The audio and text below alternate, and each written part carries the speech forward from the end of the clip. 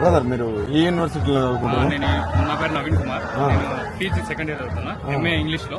ఏంటి ప్రస్తుతం యూనివర్సిటీలో పరిస్థితి ఏంటి? పరిస్థితి చాలా ఉధృతంగా ఉన్నాయి, గందరగోళంగా ఉన్నాయి. తెలంగాణ సర్కార్ అంతా పోలీసులతో మోహరించి క్యాంపస్ ని నిర్బంధం పాలు చేసింది. ఏదైతే ప్రజాపాలన అంటూ చెప్పి ప్రజాభవన్ పేరు తీసి కంచెలు తొలగించమని చెప్పిన రేవంత్ సర్కార్ మా యూనివర్సిటీని పూర్తిగా పోలీసు ఆధీనంలో పెట్టుకుని మమ్మల్ని అణచివేతకు గురి చేస్తుంది. ఈ అణచివేతలు కొన్ని రోజులు మాత్రం ఉంటాయని నేను తెలంగాణ ప్రభుత్వానికి సూచిస్తున్నాను. అంటే ఇప్పుడు మీరు ఏదైతే 400 ఎకరాల కోసం మీరు ఏదైతే ప్రొటెస్ట్ చేస్తున్నారో అసలు అది ఈ యూనివర్సిటీకి సంబంధం లేదనే ఒక వార్తలు కూడా వినపడుతుంది. దానిపైన ఏం మాట్లాడుతున్నారు? అది ఈ యూనివర్సిటీ ల్యాండ్. ఎప్పుడైతే ఈ యూనివర్సిటీకి అలాగే చేసినా 2300 ఎకరాలు ఈ యూనివర్సిటీకి అలాగే చేసింది. తర్వాత ఈ ప్రస్తుత సీఎం గారి గురువు అయిన చంద్రబాబు నాయుడు దాన్ని ఈ యూనివర్సిటీ నుంచి ఐఎంజీ భారత్ అనే కంపెనీకి కేటాయించాడు. ఈ 400 ఎకరాలు తీసుకుంటూ ప్రత్యామ్నాయంగా ఇంకొక దగ్గర 273 ఎకరాలు ఇస్తామని అన్నాడు. అంటే ఈ యూనివర్సిటీ ల్యాండ్ మాదన్నట్టే. మా యూనివర్సిటీ ల్యాండ్ తీసుకుని ప్రత్యామ్నాయంగా ఇంకొక ల్యాండ్ ఇస్తామని అప్పుడున్న చంద్రబాబు సర్కారు ప్రతిపాదించింది. కాలక్రమంగా ప్రభుత్వాలు మారినప్పుడు ఆ బిల్లీరావు అనే కంపెనీ ఫ్రాడ్ కంపెనీ కాబట్టి రాజశేఖర రెడ్డి గవర్నమెంట్ అది కేటాయింపులు రద్దు చేసింది. అది ఆ తర్వాత ఐఎంజీ భారత్ అనే కంపెనీ కోర్టుకు వెళ్లడం ద్వారా కోర్టు తీర్పు అనేది లేట్ అయింది, డిలే అయింది. సో రీసెంట్ గా తెలంగాణ గవర్నమెంట్ రేవంత్ సర్కార్ వచ్చిన తర్వాత కోర్టు వర్డిక్ట్ అనేది వచ్చింది.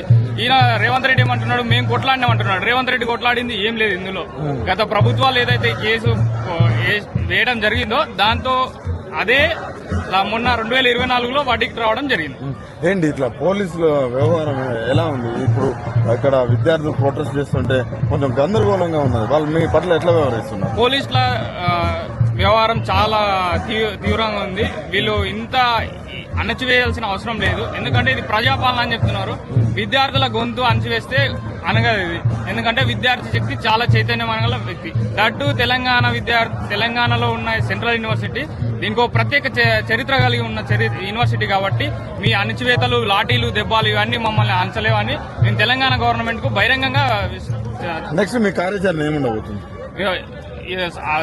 జేఏసీ స్టూడెంట్ జాక్ అసోసియేషన్ నిర్ణయాలు తీసుకుంటుంది.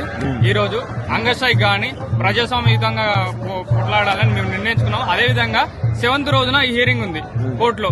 ఆ కోర్టులో ఈ హియరింగ్ కాకుండా ముందు ఇక్కడ ఏం అడవి లేదు, ఏం లేదని నిరూపించడానికి రేవంత్ సర్కారు బుల్డోజర్లను పెట్టి 100 బుల్డోజర్లను పెట్టి అది ఫారెస్ట్ మొత్తం క్లీన్ చేస్తున్నాడు. ఓన్లీ కోర్టుకు ఇలాంటి సమర్పించడం కోసం. ఇక్కడ ఏమి అడవి లేదు, చెట్లు లేదు, వన్యప్రాణులు లేవు అని ఒక చూపించడానికి మాత్రమే. అసెంబ్లీ సాక్షి కూడా ఇదే అంటున్నారు కదా, అక్కడ వన్యప్రాణులు లేవు, ఏమి లేవు, కొన్ని రాజకీయ గుంటనక్కల కోసమే ఆ భూమి ఎదురు చూస్తున్నారు తప్ప అక్కడ వన్యప్రాణులు లేవని బహిరంగంగానే ఆయన మాట్లాడుతున్నాడు. నిజంగా వన్యప్రాణులు లేవా?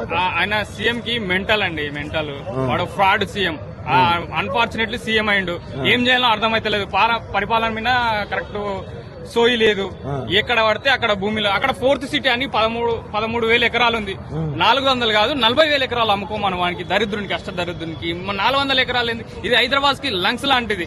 రాబోయే తరాలు క్షమించవు ఈ భూమి అమ్మితే. ఇప్పుడు ఢిల్లీలో ఏదైతే పరిస్థితి ఆక్సిజన్ కోసం ప్రత్యేకంగా పరిస్థితులు ఎదుర్కొంటున్నాం, రాబోయే తరాలు హైదరాబాద్ కూడా అలాంటి పరిస్థితిని ఎదుర్కొంటుంది. ఇంకొక ఢిల్లీ హైదరాబాద్ కాబోతుంది. అలా కాకుండా ఉండాలంటే భవిష్యత్ తరాలు మమ్మల్ని క్షమించాలంటే మేము ఈ యూనివర్సిటీని ప్రొటెక్ట్ చేసుకుంటాం. అవసరం అయితే మేము మా యూనివర్సిటీ భూమి కోసం, హైదరాబాద్ ప్రజల కోసం మా ప్రాణాలు అర్పేయడానికన్నా సిద్ధంగా ఉన్నాం.